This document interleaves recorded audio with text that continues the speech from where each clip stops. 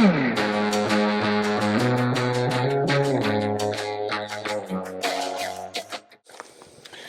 good morning, everybody. It's been about, we've been hee-hawed. Can you hear that? Silly old mule. We've been here about, on our new homestead, we've been here about 8 weeks, 7 to 8 weeks, I think. I'm not sure of the date. But it's about time we started to try to figure out how to grow our own food again here on the new homestead. We did it for many years on the old one, but trying to take our time and watch how things work here on the farm.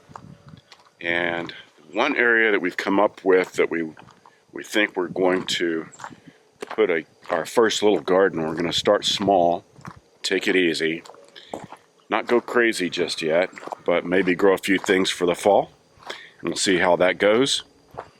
But we have this spot. I'm walking down our driveway, and right here, I think I've showed you guys this beautiful pine in a couple of other videos, but our chickens are here in the front, and we haven't fed them or let them out yet this morning, but there's one lone peach tree right there, and we're thinking from about right where the edge of the tree is here, the edge of the drip line from the tree, right down this way. And we've got this little roadway that goes over to an RV pad or a tiny house pad right over there. But part of the reason we're choosing to start right here is we're on a big slope.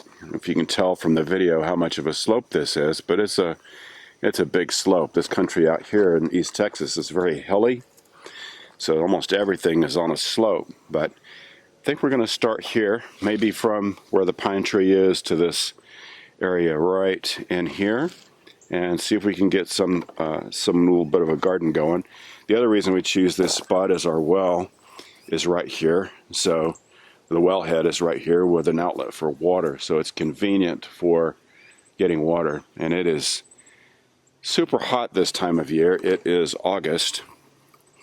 We also played with the idea, we have this little strip along the other side of our driveway, between the driveway and the fence line. We thought about putting it here, but then we'd have to run the hoses across the driveway for water. So I think we're going to at least start right over here in this area and give that a try and see how it works. But first, this morning, I am going to till. I'm going to use the tiller on the tractor to do this. I really try to avoid tilling as much as we can, but when you break new ground, it's always helpful if you just use the tiller and get that started. And then we'll be adding our amendments and working on our soil biology. But from our old farm, we have some of that black gumbo clay that we dealt with for 28 years. That is all balled up and stuck like concrete inside the tiller. So the first thing I've got to do this morning is clear that out. Now, the new soil that we have here is very sandy to sandy loam. A couple of places where I've dug down, it's several feet before I get to anything that's clay-like. But testing the soil here, doing my soil testing using the microscope, and our soil tests are, we got a lot of microbial life in here. Oh, there goes a deer, and there goes some cat. Little fawn. Oh, that's not a cat, that's a fox. How about that? That's the first time I've seen a fox here, and you guys were with me. But here's our tiller. Let me show you what I'm talking about. This is my first chore from our old farm. We would, if there was any moisture in the dirt, in that dirt or soil at all, it would do this in this tiller. Get all balled up. Apparently I ran over a piece of old water line, one of the drip tubes there, but The first thing I've got to do is get a hammer and chisel and knock all this out. Some of this may flake off easily, but it's still pretty hard. It's like a big ball of concrete. So I'm going to get that all hooked up. Get that hooked up on the tractor, and then we will get our first little area tilled up and start working on that soil to improve it for our first gardens. I don't know if you can see me in the shade there. But, oh, that was so cool watching the first little fox. I like that. Alright, so I'm going to get after it. So we still have our wonderful Yanmar T235. It's a great tractor. It's been just a real workhorse. Does everything we need it to do. 4-wheel drive. So I'm going to get this tiller hooked up and back up to it using the quick hitch. And then we'll lift it up and see if we can't get all that mud and debris out from underneath it. Alright, so I got the tiller all hooked up on the tractor. And now I'm going to see if I can do it with a shovel and see if I can break all that clay. It's kind of dark under there. Hopefully you can see, but there's a big ball of clay there and a couple pieces of old water line I'm going to have to pull out. So I'm going to see if I can hammer that out. I'm going to put it in this box because I really don't want this old black clay soil around here. So I'll either put it in one of our first composts and get rid of it or do something.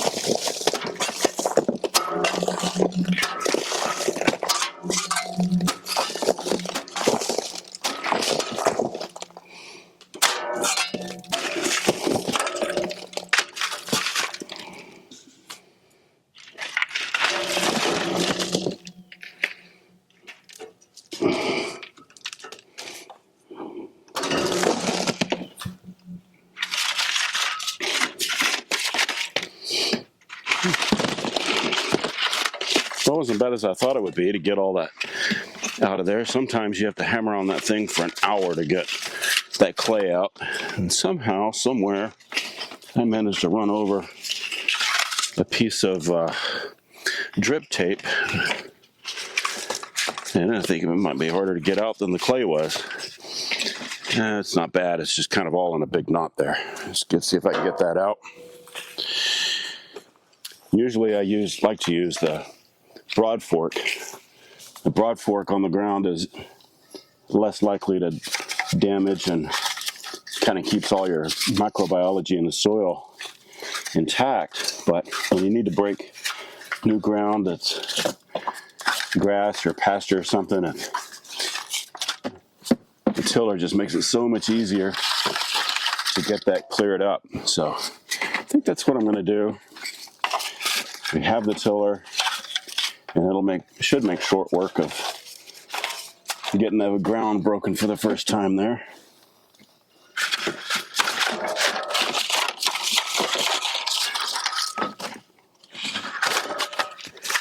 All right. Some old string or something here that's wrapped around the shaft. There, got that out. Otherwise, looks pretty good. See if I've got a pair of pliers or something here on the tractor I can pull those strings off with. I don't know where that came from. Maybe from feed sacks that we used for sheep mulching at our old farm. So see if I can get those out, and then we're going to get started, till up our area.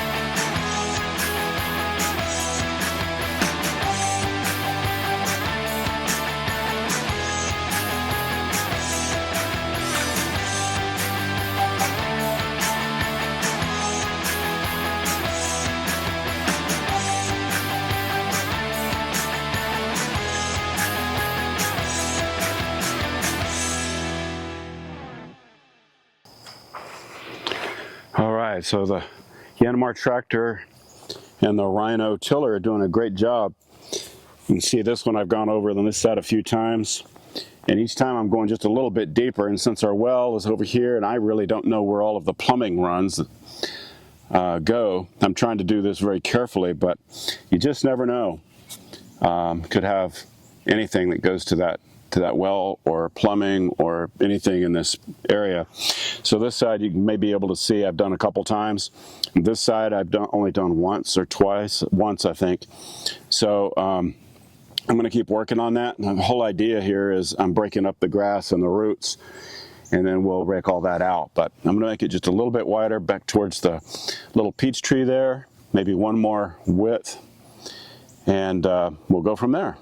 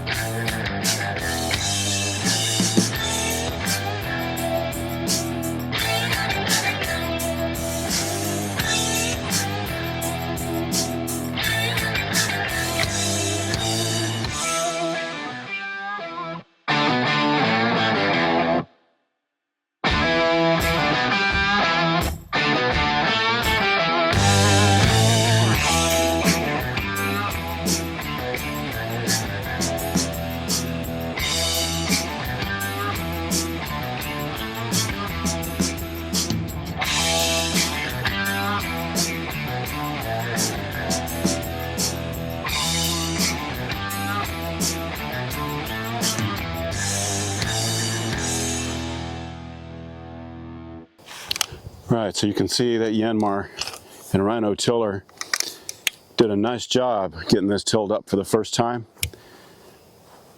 It's very, very sandy, very dusty soil. And when we mow, we'll put our grass clippings and stuff in here, and then we have all of our other soil amendments. And really, after I get an area tilled up with the Yanmar, we really don't have to till it much anymore. We'll turn to broad forks and smaller tools to work the soil, but this guy does a really nice job.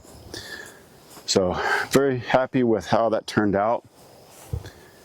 It's looking really good. Down here on this end, we're on the low side here, so what I'm going to do is take we have some cinder blocks. Since this is the downhill side, I'm going to put them across the back here and just try to prevent any erosion from happening. And then I'll show you what we're going to do. We have so much wildlife out here.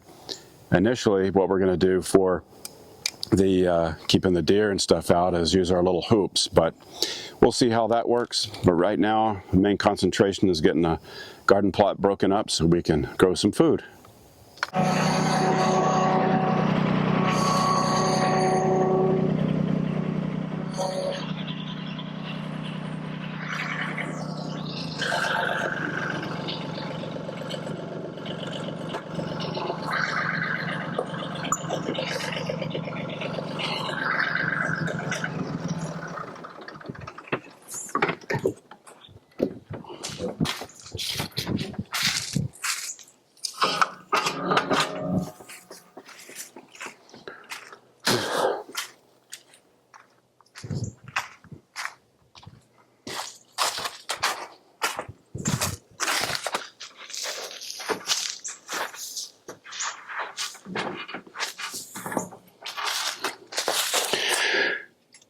So this tiller has a little kickstand sort of thing.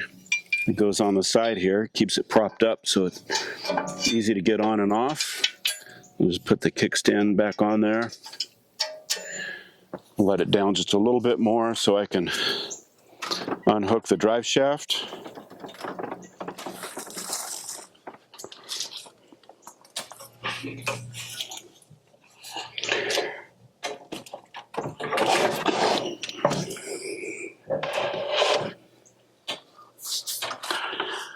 All right, now I can get on, let it down. Almost forgot to undo this side on the quick hitch. So that's undone.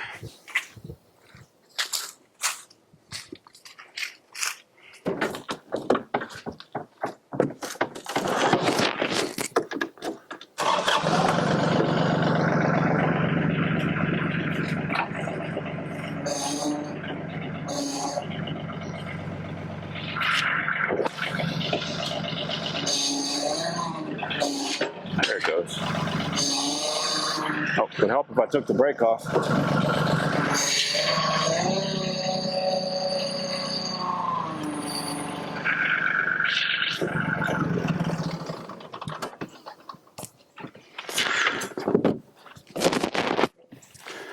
All right, and I like this little stand they put on the tiller here that holds your drive shaft and keeps it up out of the dirt. So it is ready for the next go round.